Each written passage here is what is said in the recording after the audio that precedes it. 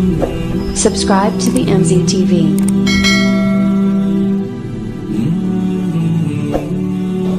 جنابت هغه حالت ته ویل شي چې په انسان باندې لامبل ضروری شي، فرض شي، واجب شي، دې د حالت د جنابت وایي. نو دې باندې کې الله فرمایي چې تاسو کله په حالت د جنابت کې شي لامبل در باندې فرض شي فطهروا نزان خپاک کوي. نو دې د وجه امام ابو حنیفه رحمه الله فرمایي چې په اودس چاراندام کې په خوله کې اوبه اچول او په پوزه کې اوبه اچول سنت دي، خو چې کله سړی لامبي فرض واجب لامبا کوي نو دې صورت کې بیا په پوزه کې او په خوله کې اوبه اچول فرض شي. ځکه الله فرمایي فطهروا ځان ښه پاک کوي. نو ښه به کله پاکېږي چې ټول بدن سم پاک کړي. زمونږ د امام صاحب رحمه الله په نسبت باندې په جنابت غسل کې 3 فرایض دي. یو پوزه کې اوبه اچول، بل خوله کې اوبه اچول، او دریم دا ټول بدن وینځل، ټول بدن ته اوبه رسول. بعض علماء لیکلي 4 دي، پوزه کې اوبه اچول، خوله کې اوبه اچول، ټول بدن وینځل او ټول بدن باندې لاس مګل کوم ځای لاس رسیږي. بعض علماء پکې راکم کړي دي وای پوزه او خوله کې اوبه اچول پکې نشته دی، صرف نیت کول دي او ټول وجود باندې اوبه راړول دي. خو چې موږ د امام ابو حنیفه رحمه الله مسلک باندې عمل کوو موږ لپاره دا دي خوز با په خوله کې اوبه څومره هات موریا چې او پوزه کې به څومره اچي. نو یاد ساده په خوله کې اوبه چول دي، غرغړی کول پکې نشته. بای سره دومره غرغړیو کې چې بالکل دا په خاص دي تعلق ته بوزي بیا ټوخي کوي، دا څه نه پکار. بس خوله کې اوبه واچو او تور اتاويګه څنګه چې په اودس کې دا غیر خیر معمولی غو زیات ہوگا بل بیا راتويګه. پوزه کې چې اوبه چې نو ګور دا نږدې اډو کې دي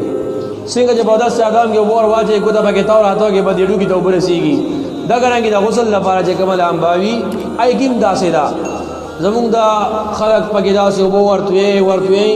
بالکل دی دماغ او ته اوبه رسې بیانې مې ګنټه هم ترشي گئی. نو دې څه پیدا شو؟ دین کې خو مشقت نشتا، دین کې تکلیف نشتا، لہذا څنګه چې سړی په اودس کې ورځي دا کرانګي غسل کې مور واچوا معمولی کو ته پکې لګړی دا بس چې اوبه ورسیږي. نور شک باندې کې ځکه شک ځان له بیماری ده، بیا به هغه نه پستا خپل بدن باندې اوبراواله خپل بدن به وینځي. نو بدی جنابت حالت کې غسل کې 3 فرایض شو، پوزه کې اوبه چول، خوله کې اوبه چول او ټول بدن وینځل. چا چې بدی سره لامبلو کو د فرض او واجب لامبا ادا شو. خو چې موږ مسلمانان یو او د نبی له صلی الله علیه وسلم امتیان یو نو موږ هغه طریقه کو چې کوم زمونږ پیغمبر صلی الله علیه وسلم کړی وي. نو زمونږ پیغمبر صلی الله علیه وسلم طریقه سوا نو د مؤمنانو مور میمونه رضی الله عنها فرمایي د نبی اسلام بیبي دا وضعت للنبي صلى الله عليه وسلم غسلا ما د نبی صلی الله علیه وسلم ته د لامبلو لپاره او بکی خو دی. نو نبی اسلام سوکو ويفاكفا الاناء بشماله على يمينه فخلاص باندې لوټا اونی ولا او پګس لاس باندې لوټا اونی ولا او بخلاص کې اوپر आवाज چولې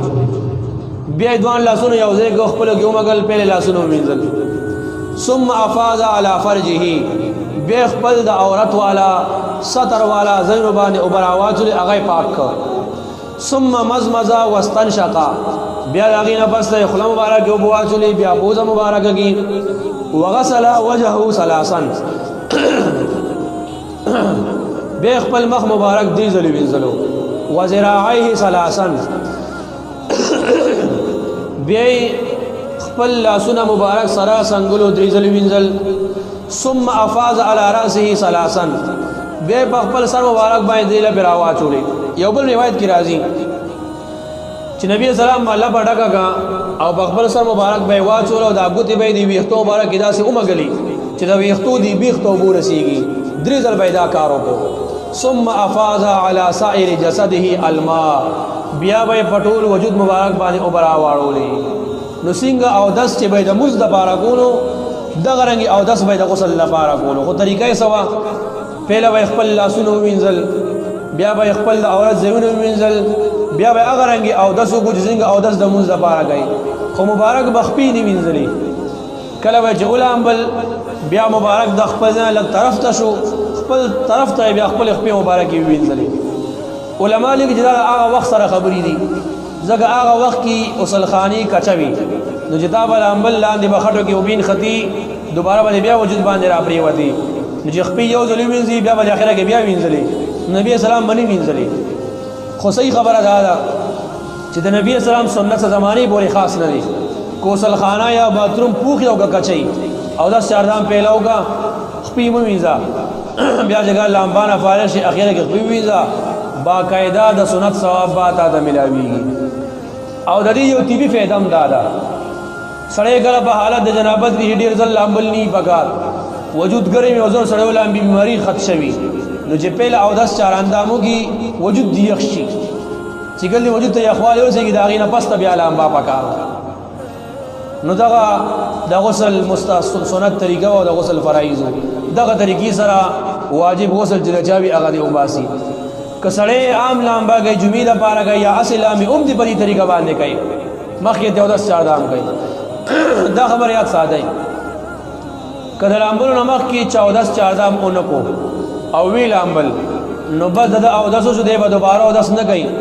بعض علما وایي که دوباره او 10 کو دی به ګناګار دی خو ګناګاری کی بنا خو دوباره او 10 دی بیان کوي او 10 چار دام کړي وی لامل نبی او خبره نشته خو نیم کړي او لامبي نو بیا هم دې سره او 10 شو بعض خلک وایي یاره موږ په سر باندې مسنه دا کړي نو سر باندې لاس راخل ضروری نه دي سر د اوبر رسول ضروری دي نو تا چې په سر باندې بالټي راوړل نو په دې ورو رسولي لاس راخل دې باندې حاجت ضرورت نشته لہذا مسله ادا شو نو الله فرمایي وان کنتم جنبا کچری تاسو په حالت د جنابت کې فتطهروا نزان بیا